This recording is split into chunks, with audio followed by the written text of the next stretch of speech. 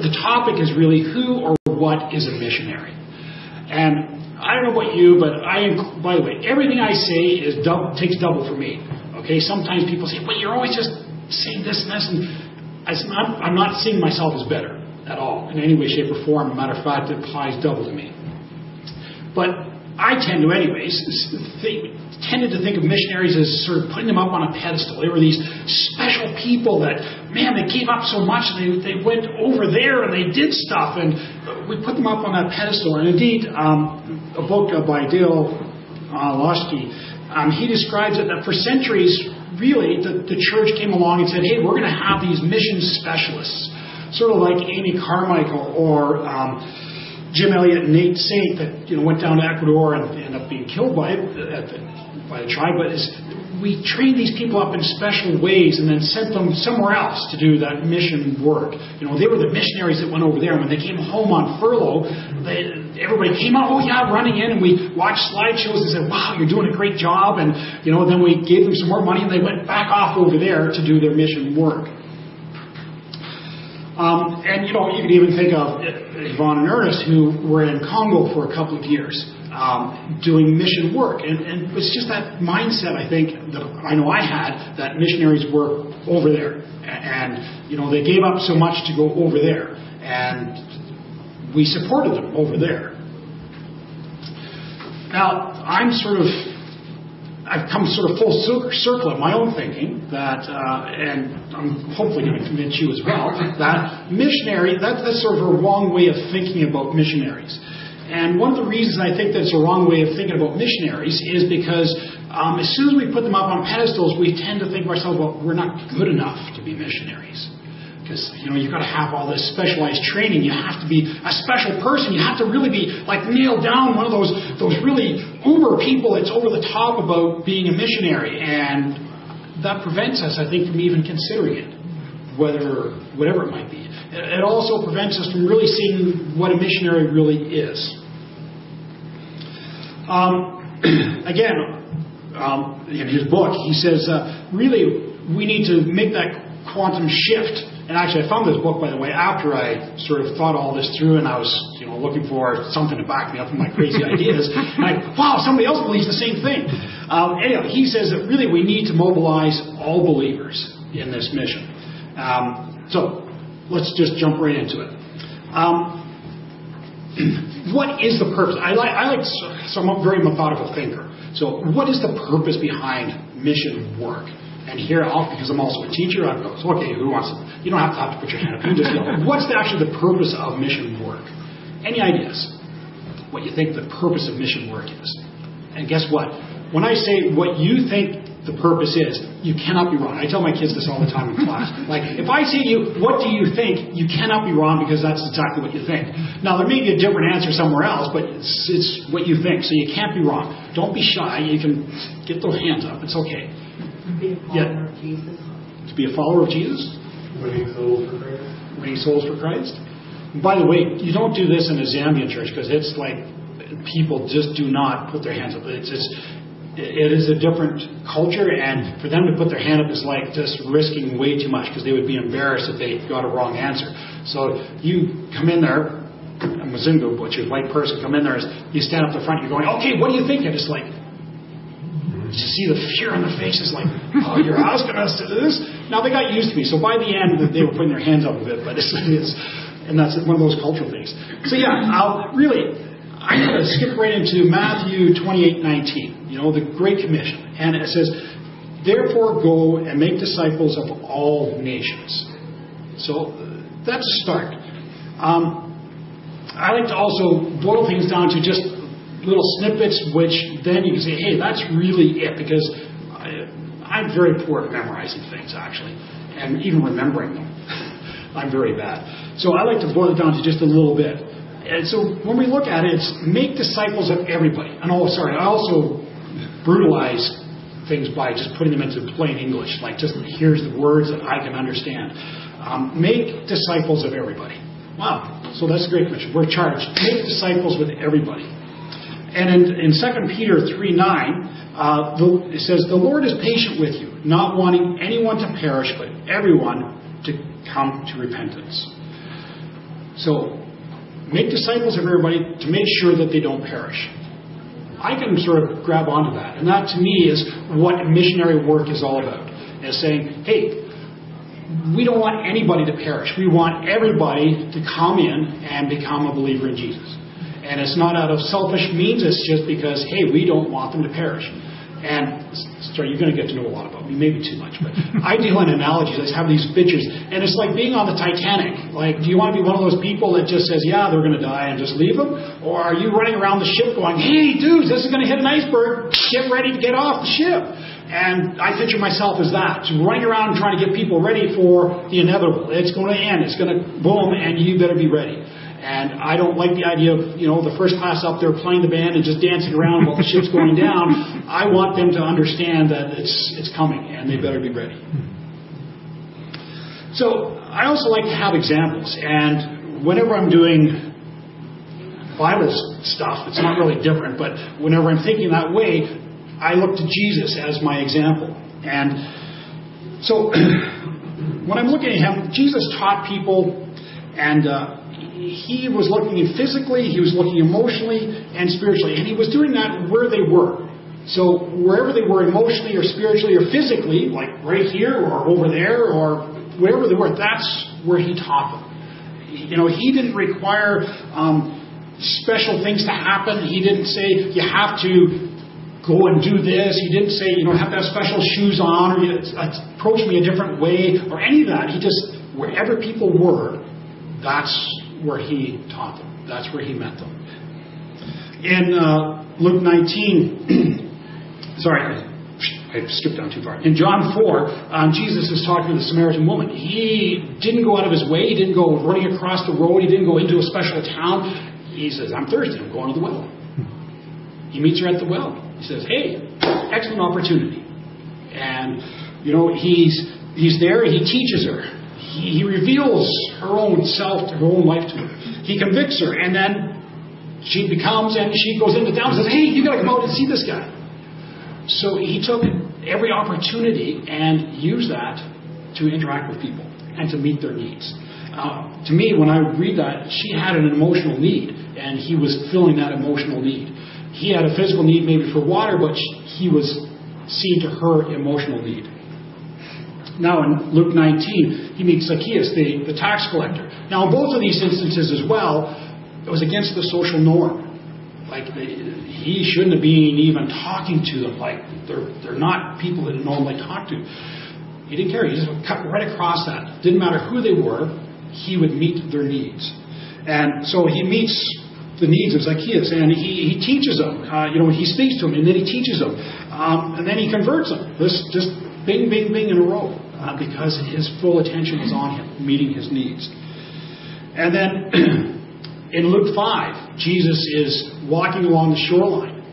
And as he walks along the shoreline, people were gravitated. Now, I don't even presume to have that sort of attraction. Obviously, the Holy Spirit is there and doing work as well, pulling people into Jesus because there's a short time frame. But Jesus is there and he's walking along, people are there. He says, okay, great opportunity for a lesson. He stops and he talks to people. And he comes away with disciples. He grabs them and he gets those people into him.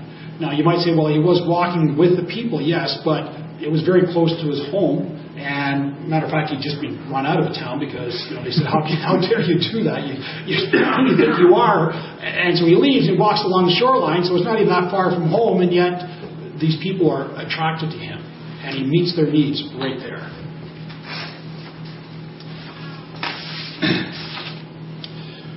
So how did Jesus do the work?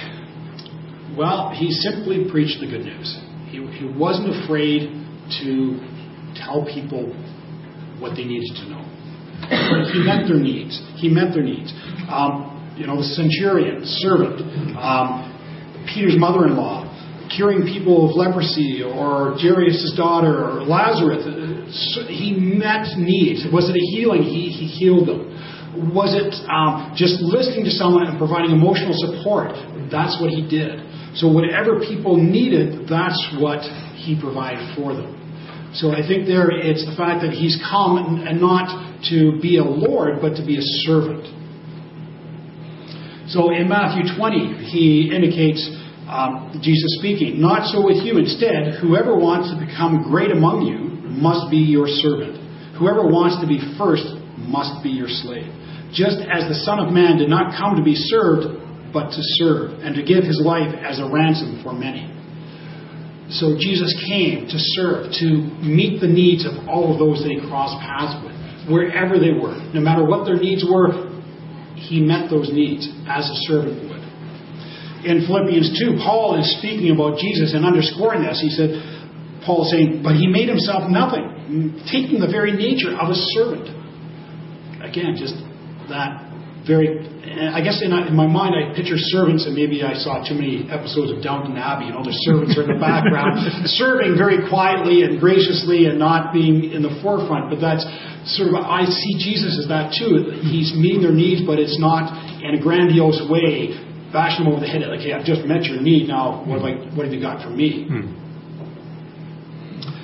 And this, in my mind, anyways, which is pretty funny way to do it, but it leads us to Matthew 25, which is the sheep and the goats. So we've got here, and Jesus himself is saying, well, you know something? In verse 40, he says, "Whatever you did for the least of these brothers of mine, you did for me." So he's saying, like, you're a servant. Whatever you're doing for all of these people, you're doing it really for me. And that's, to me, that starts to speak to, you know, sorry, I have all these rabbit trails, I promise I wouldn't say too many of them. It's the, you know, the light bulb, how you can read a passage 1, 2, 10, 20 times, and then you read it for whatever, the 29th time, and you go, is this a new passage? Did I miss this one before? Because all of a sudden the light bulb goes bing, and you go, oh, and for here it talks about motivation. What's my motivation? You know, like, am I doing it because, I want all the special awards, or am I doing it really because it's an outpouring of my love for Jesus? It gets to the motivation. So our example is meeting people's needs wherever they are, whatever those needs are. And I stress whatever the needs are because sometimes it is physical. Maybe it's a house that's burnt down. Some time ago in Carmel Beach, a house burnt down, and we were there to help that. I didn't know the family, but somebody in the church knew the family a bit, and we were there to help them, help pay for rental accommodation until they get back on their feet, supplying. So whatever it is, okay, we are motivated by our love for Christ. That's whatever the need is to meet them. Sometimes it's emotional. There's tons of emotional needs these days. Just, you know, you scratch the surface. And I like to say, when I'm in the school I'm at, I walk down the hall and people say, "Well, how are you today?" I look, okay. Well, you give them the pat answer. "Well, I'm fine. How are you?" And we walk on by, and we just like, it's just, there's no connection at all. And it was funny because a couple of years ago, I happened to, I don't know what it was, just, you know, like, I looked at someone as they came up, and I said, "Oh, how are you today?" And to me, her face just sort of went, like, deflated, and all the energy went right out of it, like someone had just revealed everything or whatever. I don't know what was going on. And she went like this. I said, "You're not very well, are you?" And it led to a 10-minute conversation. Or, you know, her father was really ill, and somebody else in the family, her brother-in-law, I think it was just diagnosed with cancer. And by the end of it, you know, I was able to say, "I'll be praying for you. You know, I'll be praying for those needs." And that's all I could do. I didn't know those other people, but it's whatever I could offer. And just, sorry, no rabbit trail. No, I'll get to it back in a minute. Sorry. Remind me of that rabbit trail, will you? So where was I anyways? We have Jesus' example of meeting those needs. And how does this translate to my idea that the Christians are missionaries? Well, because we think of perhaps of people over there. Going back to the Great Commission, it says, "Go and make disciples of all nations." And there again, the word "all" jumped out at me. All. It doesn't say only nations over there in Africa. It doesn't say all the ones in South America. It doesn't say the ones that we can get to easily. You can just fly in and you're there and you can set up camp and go. It doesn't say the ones that have nice flush toilets. It doesn't say the ones that have nice cars you can drive around or have a mall down the road. It doesn't say anything. It just says all. So which really gets you thinking, that really Canada's a nation, so it must mean Canada as well. So again, I'm just really coming at it from the aspect of we are all missionaries.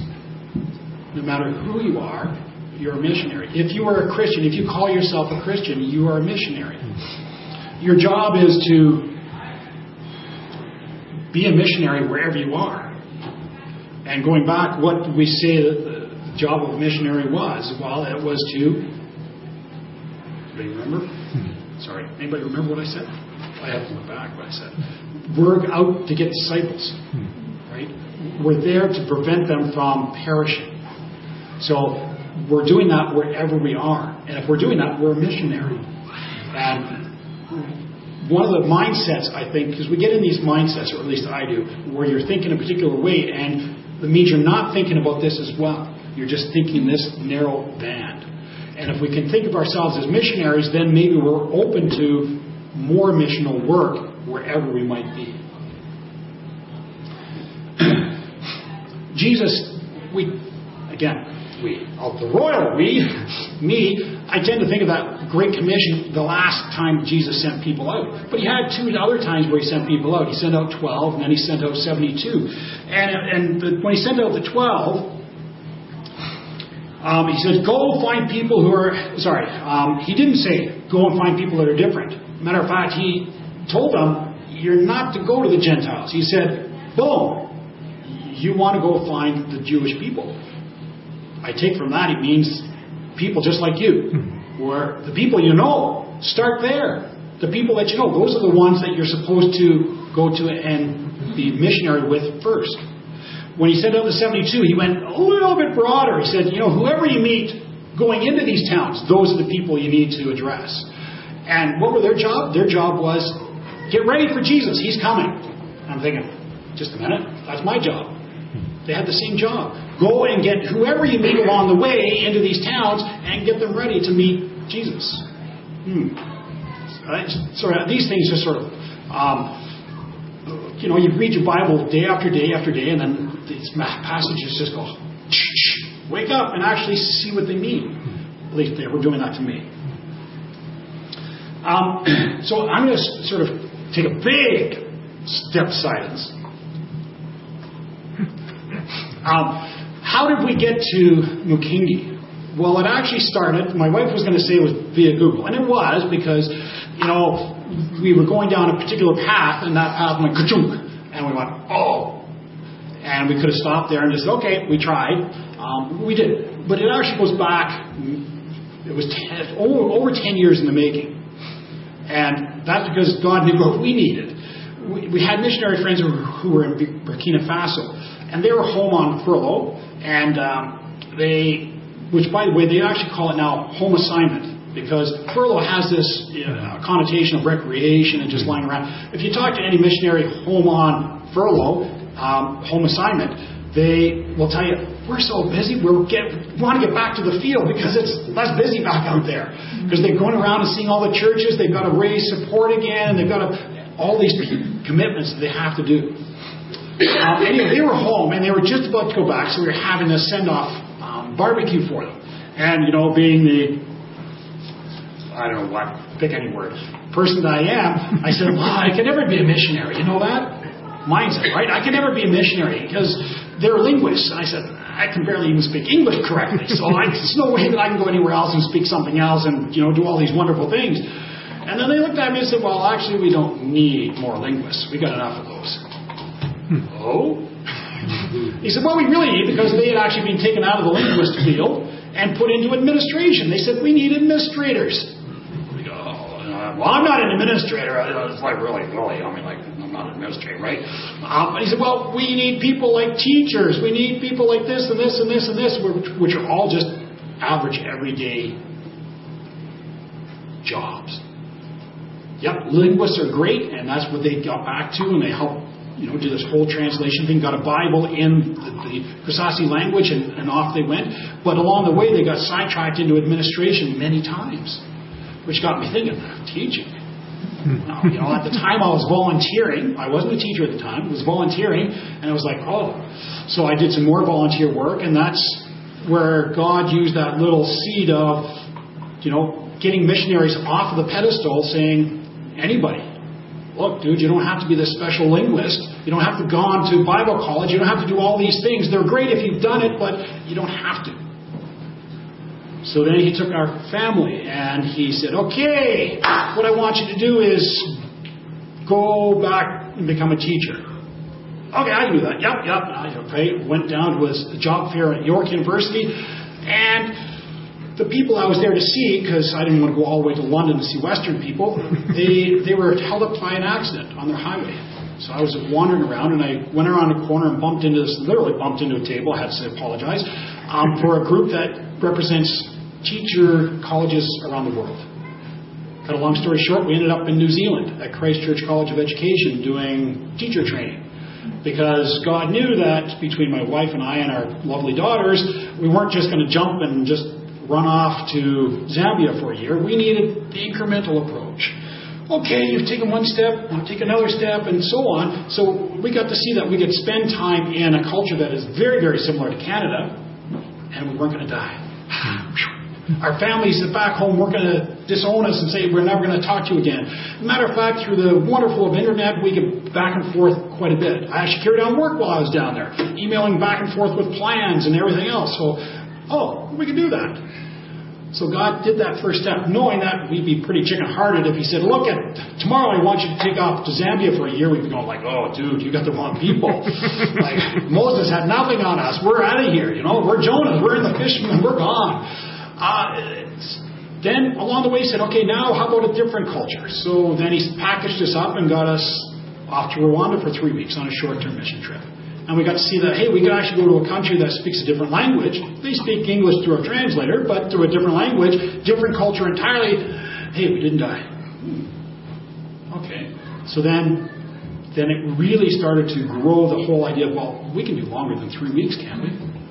So the germ had been there. We talked about it, but those steps, God will take you through the steps that he wants you to follow because he knows what you need out there. So, better check those statements out. Bottom line, what I want you to take away from here is you're all missionaries.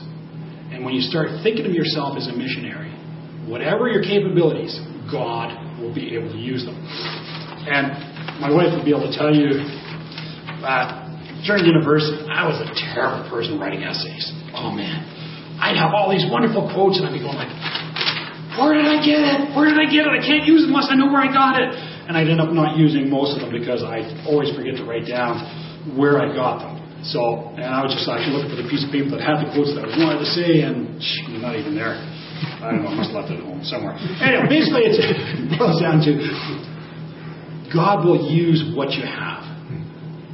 Now, he might sometimes make you run off to New Zealand to go to teacher's college because he says, well, I want you to have that particular thing because what I've got for you over here.